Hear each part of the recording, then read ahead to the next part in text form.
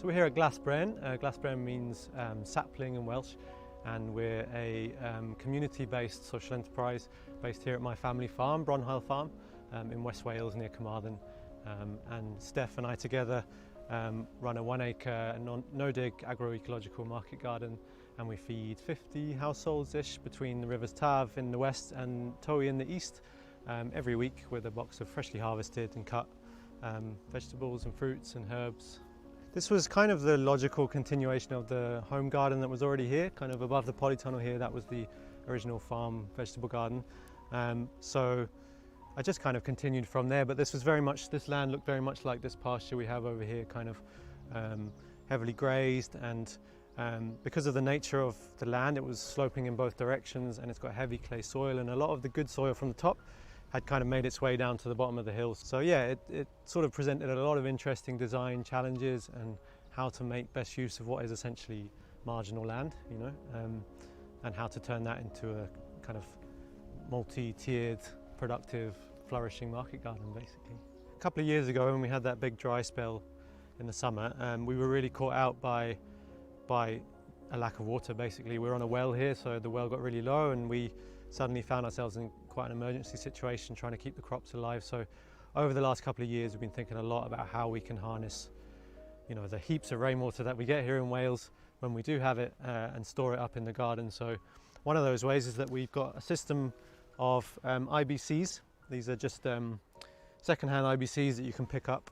They're 1,000 litres each, and we catch rainwater off the packing shed up the top of the hill, and using the natural hillside, the natural fall of the land, we use gravity to just transport that water from IBC to IBC at different stages through the garden, so that we have water accessible and available at different points where we need it. We still mostly water by hand, which is kind of a choice that we've made.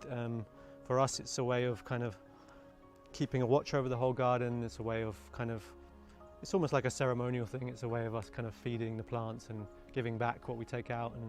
And so to do that, we also have these blue barrels, also second-hand from agricultural waste, that we run the water into those, so that it's really easy to just dunk a watering can in and fill it with water, and then away you go. And so yeah, it's just more and more. We've got about, I think, 6,000 or 7,000 litres stored in the garden right now, and the polytunnels also run exclusively on rainwater. And we want to have more and more, really, so that we really feel like if another drought came, if we had 6 weeks or 2 months without rainwater, we could survive. My background really was from permaculture. You know, I'm trained through the permaculture way of doing things, which has had to be adapted definitely for this context, for a more productive market garden context, and bringing in some other schools of thought as well. But ultimately, at the heart, at the core of this is the ideas around permaculture. So yeah, observation, interaction, working with what you have, and working with nature, letting the way the forest grows be the guide, really. So one of our passions here at Gardeners'World is keeping a variety of plants in amongst the vegetables and a lot of flowers, because not only do we use them for our bunches, for our boxes, but they're good for the insects, good for biodiversity, and then also it makes it look beautiful. So dotted around the farm, we've got a lot of perennials like this sea buckthorn. Now the good thing about this plant is that it's a nitrogen fixer, and it also produces these delicious, nutritious berries. The reason we've got a lot of perennials around the vegetables is so that the root systems keep this great mycelium network for nutrients and water, and it replicates what's there in the wild. So we're growing our veg, copying what's out there in the wild.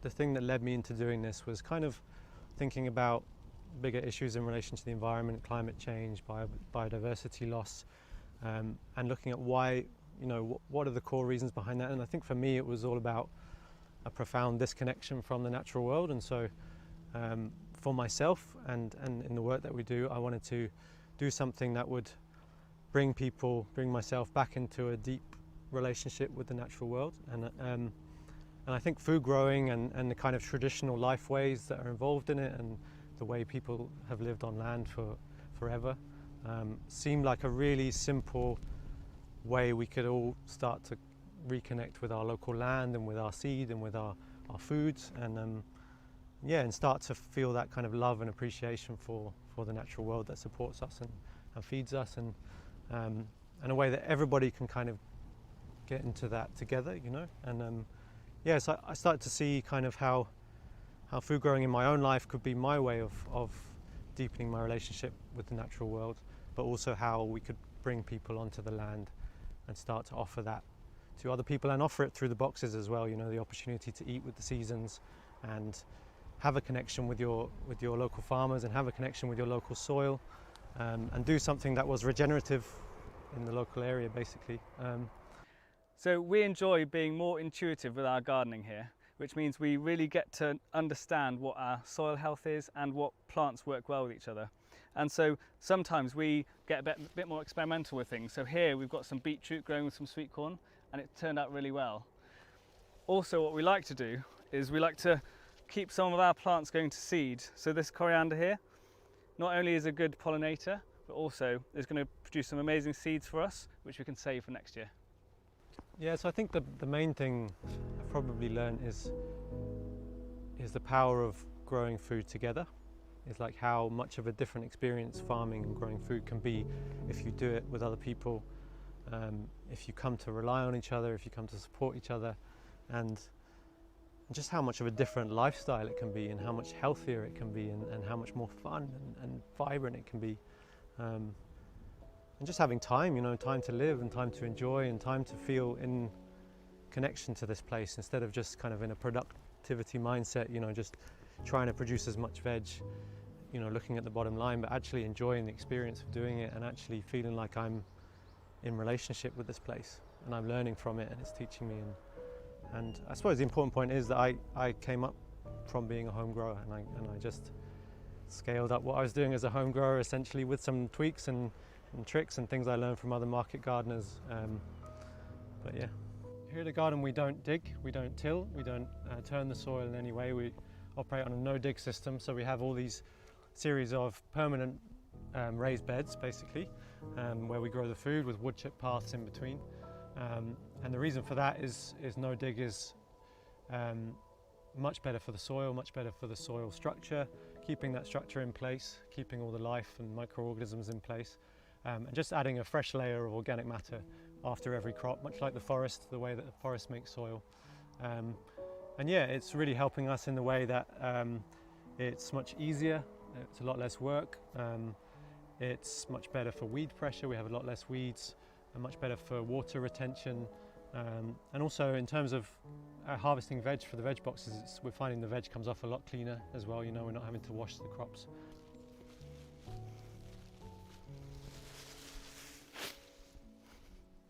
So the great thing about compost heaps is that you can use whatever you've got around on the farm or on your own land. What we like to do is we like to use some manure, some old crops that have gone to seed, some comfrey, and then some like kitchen household waste, which we've got here. So the first thing I'm going to do is going to add some manure onto this to add the bacteria into the compost heap. And the key thing is to make it all into layers because we want to get as much heat as possible for it to break down. So I've got some manure on there now. I'm going to add some of the comfrey that we picked earlier.